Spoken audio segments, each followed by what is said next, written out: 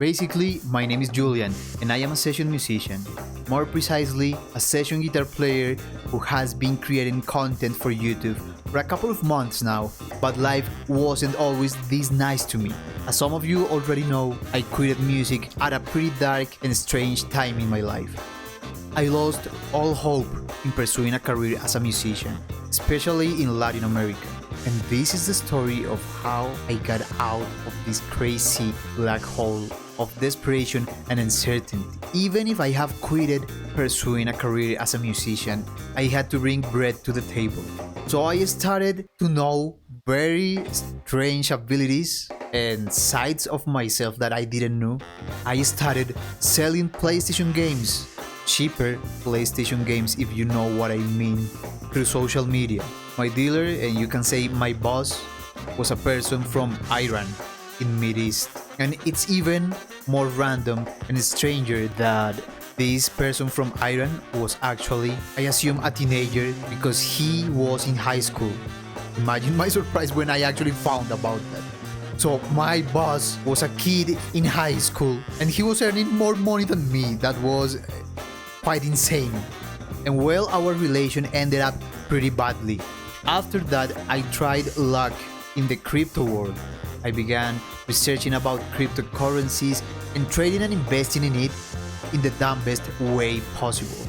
Yeah, in play-to-earn games, Axie Infinity and stuff. And for a while, I got pretty respectable profits for a person in South America or a third world country. But if you know about that world, you would know that that shit is not profitable any longer. And finally, I decided to learn to code. I learned how to program very basically, and I have to tell you, programming is one of the most satisfying, fulfilling, and dopest experiences you can have when your code works flawlessly and with no errors.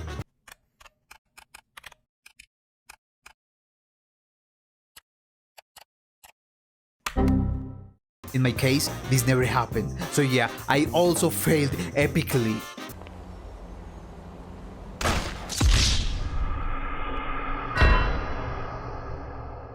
I was, kind of desperate without knowing where to go with my life. Not only my dream, which was becoming a great session musician, was already dead, but none of these other activities I looked for to bring bread to the table were working for me. And that's when I received a call, well, actually a DM, from a legendary piano player in Colombia, South America. He was also my piano and big band teacher at university. His name, William Maestre. A guy with, 40 plus years of experience in music in Colombia. He has played for some big names in Colombia's pop music industry, but also as a solo artist, he is one of the pioneers who brought the language, the concept, the spirit, and the music of jazz from North America here to South America, specifically Colombia, as I'm telling you. He said to me, "Jules, my boy, there's no time. I'ma be releasing a new freaking album, and it's going to change the way people see Caribbean and jazz music. You are in, obviously. I'ma send you the score later, okay?" So I told him, "Thank you for thinking about me, but I'm done with this shit. I don't want to be involved with anything related to music."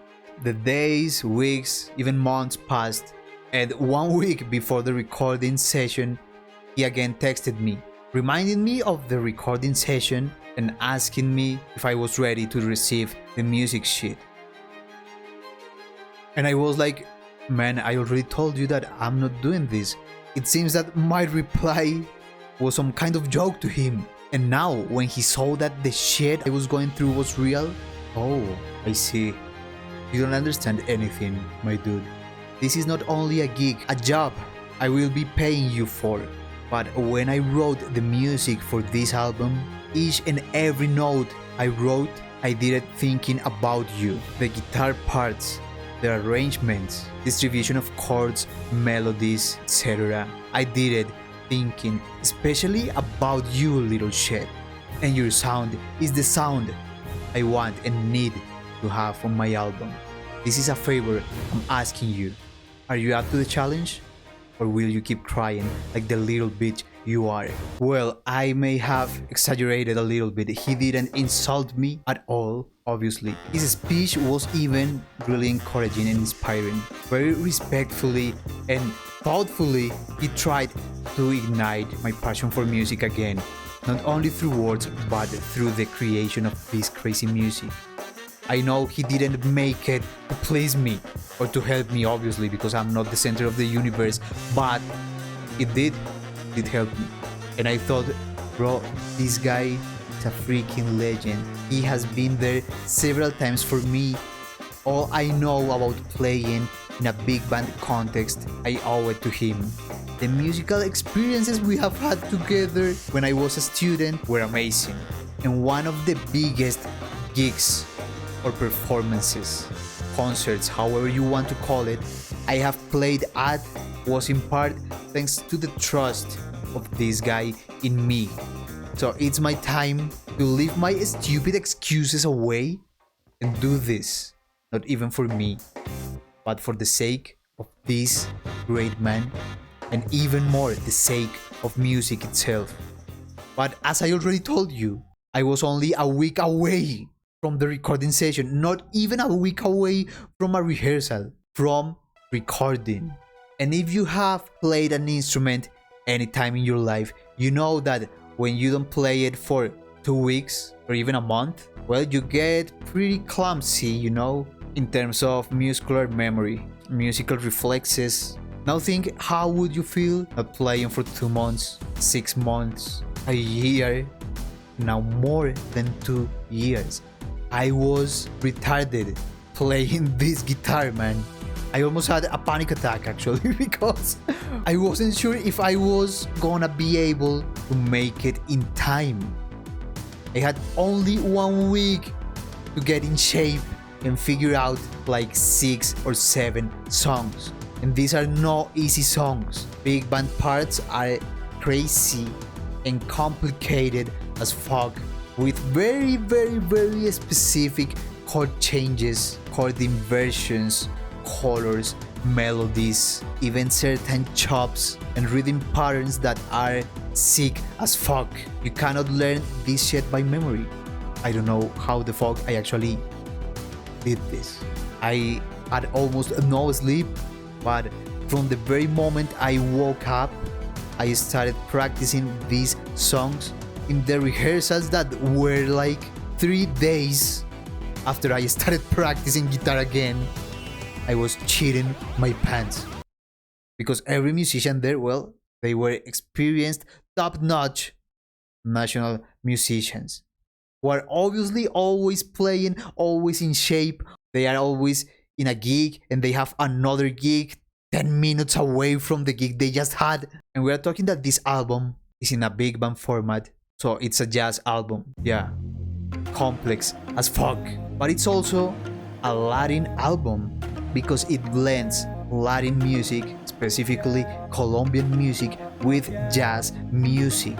And I'm gonna tell you, reggaeton is not Latin music. It's just a product made to sell massively worldwide. But Latin America has a bunch, not only a bunch, a massive amount of musical genres, subgenres, rhythms. So this album is about Caribbean music blended with jazz music, and it's crazy as fuck.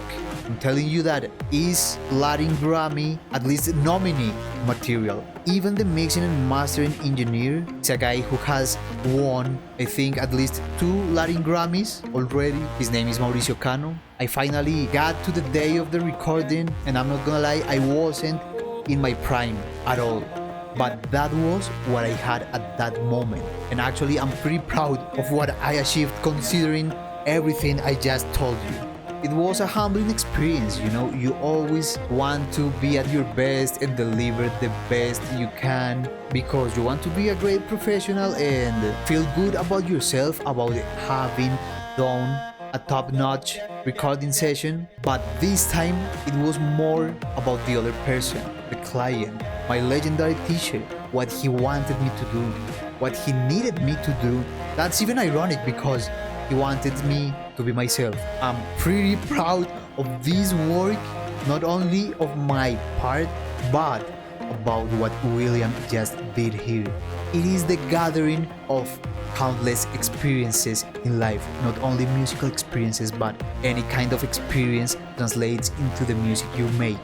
And this guy, William, is a genius who has had a life full of music. So now I will be leaving you with a guitar solo I had the opportunity to play in this recording session. I will also leave the link for William Maestre Big Band new album called Semblanzas.